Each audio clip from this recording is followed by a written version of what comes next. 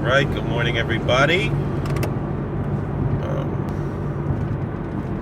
I don't know if I didn't really have much comments about my Thanksgiving videos, but I wanted to discuss a little bit about the difference between Thanksgiving and the Gregorian New Year that the world is celebrating today, and why I feel that Thanksgiving is a much more kosher holiday than the secular New Year.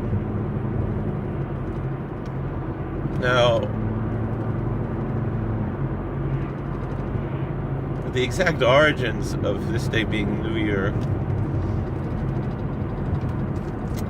there's many different opinions of how it came about and so forth. However, the fact of the matter is that what a lot of folks don't know is that for many of the Western churches, particularly the Roman Catholic Church, this is a religious holiday. A lot of Jewish people believe, it's just a secular holiday, and so therefore it should be okay, like Thanksgiving or the 4th of July or something like that. But it isn't. Now, that doesn't change the fact that it is a national holiday, and to me, I do feel that it is proper to follow the flag protocol of the United States, which includes displaying the American flag on all national holidays, including Christmas and New Year's. Even though both of those became national holidays rather recently, I think Christmas first became a national holiday in the 1880s. If we really study the early history of America, there was very little celebration of Christmas in colonial America. It's something more or less that the German immigrants brought over and so forth, and then they also brought it over to other countries as well, to England and so forth, and it's something that, it's a fascinating bit of history of, how these celebrations grew and so forth. But I recall, in high school, they asked Ramosha Weinberger, Silke about did he, if he celebrated New Year's Day, and he said no. These are his exact words. I recall very clearly. He said, "No, I'd rather not celebrate the circumcision of Jesus of Nazareth." And the fact of the matter is, if you look into the history, of course, if we accept the idea that Jesus of Nazareth was born on December 25th, which is, of course, totally nonsense, and everybody admits that it's nonsense. It's not, all the most religious Christians who I know all say that that's the day that they celebrate his birth. It's not his actual birthday.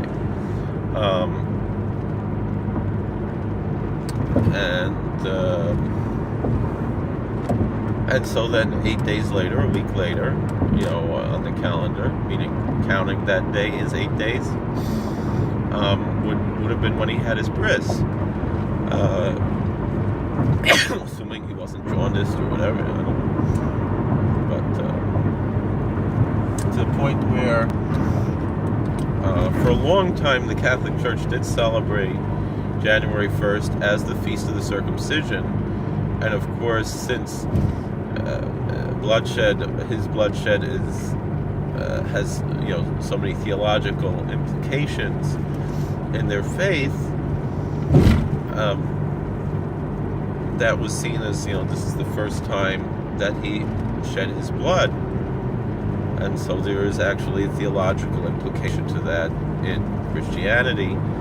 Later in history, and it's fascinating and kind of disgusting how various churches, there is the relic collections that you would have in various churches, mostly of the various saints, but there were also, certain churches that claimed to have relics of, from the life of Jesus. Obviously,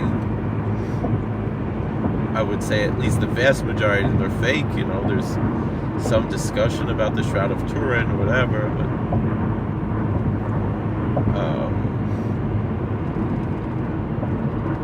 most likely also a fake, although possibly made of ancient materials, and that's why some of the carbon dating and so forth come up with a date and maybe even a location that it could be authentic, but we'll put that aside. It really doesn't matter very much. But a fascinating and like I said, quite disgusting bit of information was that there was many churches claim to have a piece of skin that they call the Holy Precipice, which was the orla, the foreskin of Jesus, and various churches. Just a fascinating bit of history of how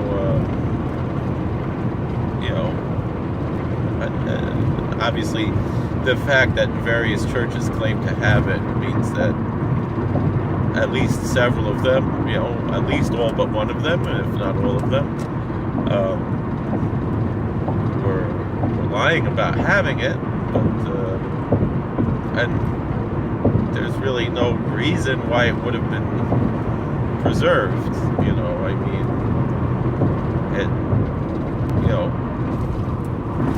Who Oil was probably just buried it like they always do, and it wouldn't have been any reason that it would have been saved or preserved for centuries. But I guess the church found that to be something they didn't want to celebrate anymore. Maybe they felt it was Judaizing, I'm not sure, but then so they changed January 1st from the Feast of the Circumcision to the Feast of Mary, and that's the development that took place later in church history, and that's what's today celebrated by the Catholic Church is the Feast of Mary. And so therefore again,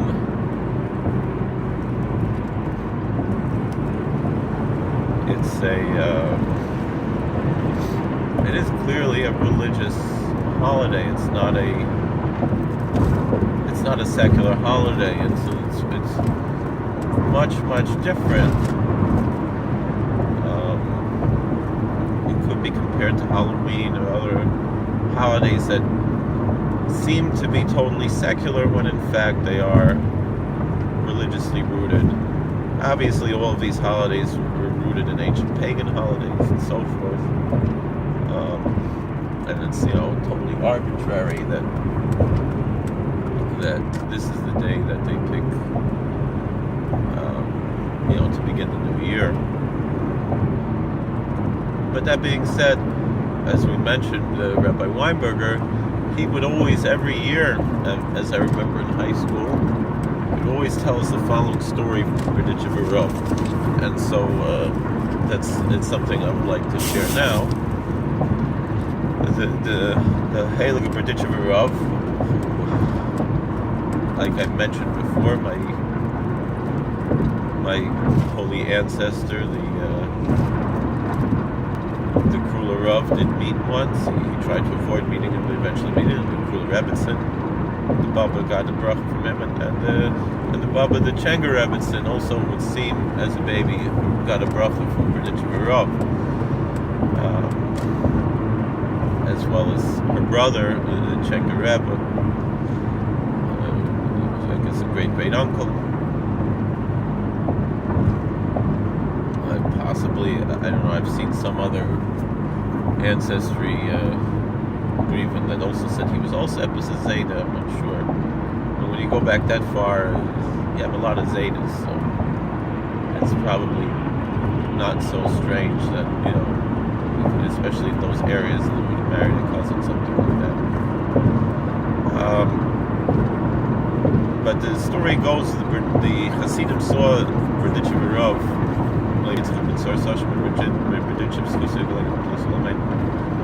he was sitting in his room after davening on January 1st, making a l'chaim to Kodesh Baruch Hu, and he said, "B'nai Shalom, a good gebet shiur l'chaim to Shalom, a gemar chesimet toiva, ksivich toiva." And they were shocked by this. They said, "What is this? On the secular New Year, you're wishing a good year, a happy New Year, and to God? What is this?" He said, "No, you don't get it." And Berditchev Rav said like this, because for the most part, we know that January 1st is not a church holiday. And even in the old days, also wasn't a church holiday.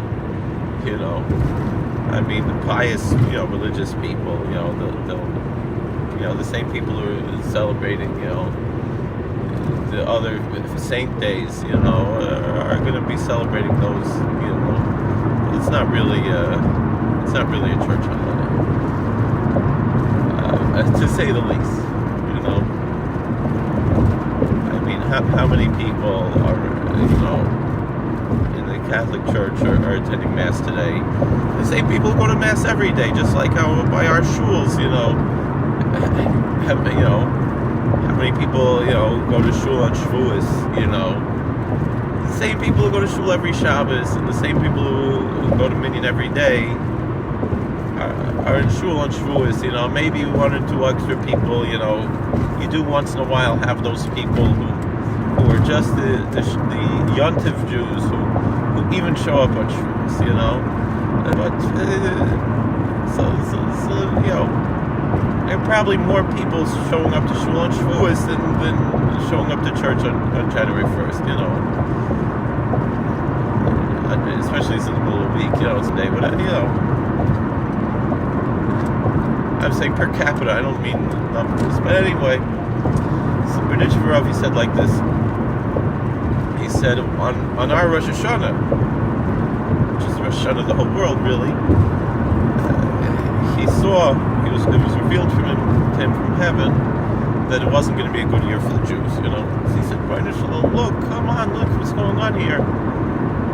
Look at how pious Jews are all in shul, hearing the shofar. It's all right, so what's the big deal?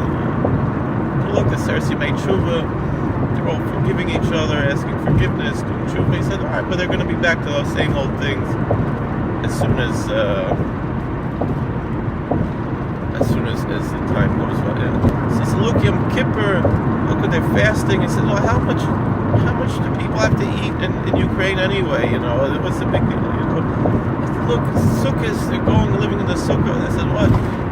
Their house is that nice to begin with? What's the big deal? They're going in the sukkah and waving around the little Knesset, Look, it's Shana Rabbah, Shkoyach, they hit some willows in the ground, Look, it's Shmini Atzeres, the Daven Geshem. No, look, it's Simchas Torah. Look, they're making tshuva me'ahava." He said, "Oh, who doesn't like to sing and dance, You know what to do. The whole Cheshvan went by. Kislev, Chanukah, look, Chanukah, look, the Heilige Neiris." He said, "So he light a few candles, but didn't know what to do." So then it came January 1st before davening. Even though, all right, in Ukraine they have a different calendar, so we'll say whatever their New Year is, obviously, it's not January 1st, whatever, it's January 1st on the Julian calendar, not the Gregorian calendar, whatever. We'll put that aside for now. Let's forget that, and let's just tell a story, Kasha V'Maisa, So it was their New Year, it was Purim, and Berditchev Rav said, "B'nai Shalom, come with me for a walk, So he takes a walk into town in Berdichevo, and you see all the broken glass and bottles and the fights that people got into when they were drunk and this and that. And one guy in a pool of his own vomit trying to reach for a bottle and get a few more drops. This is the way Moshe Weinberger tells the story. I usually don't talk like this, but I'm saying a davar b'shem Omer. And the Pitchver Rav said, the Heilige Kedushas Levi said, Boyna Shalom, this, our Rosh Hashanah might not have been perfect, but at least it wasn't this Rosh Hashanah.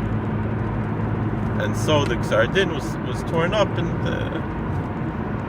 it was a good gebenched yard. So that's what Berditch Rav said when I'm convinced good gebenched yard Shana Tova. I'm not talking about from now. I'm talking about from Rosh Hashanah, that finally now I was able to poilize. You should have a good year. So Taka, wishing everybody a good gebenched yard. It's now the Meir Shovavim and time to tshuva. I'm really struggling, but I'm trying to work hard to poilize this very special time of the year of Shovavim. We have 6 weeks that we can really accomplish really great things. Do tshuva. And fix a lot of things that we've broken over the year. It's a tremendous time to do tshuva, and so let's take advantage of this. I'll say something I heard from the Pittsburgher Rebbe who's inside from Ashdod. He said that I forgot who he said it from, maybe from Rebbe Shloner. I remember he said that what you can accomplish during Shovavim is more than you can accomplish with Rosh Hashanah Kippur. Why? He said that you can compare it like this.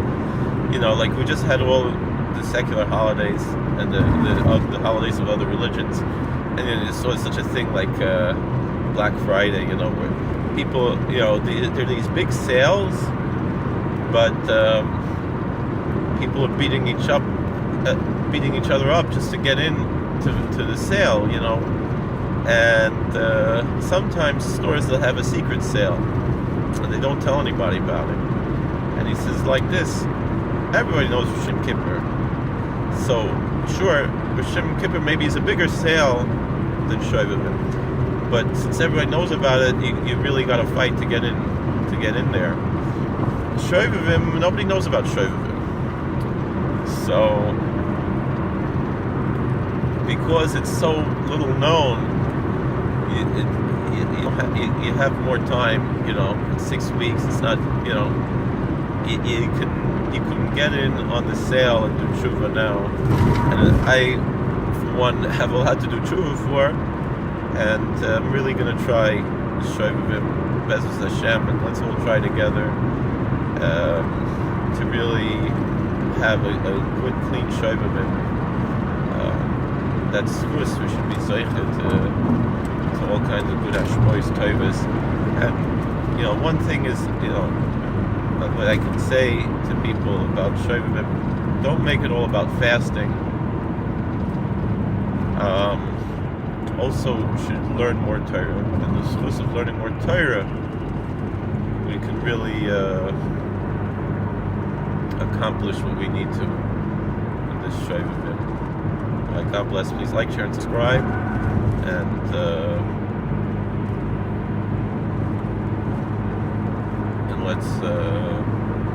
let's talk and have a good year. All right. God bless. Take care.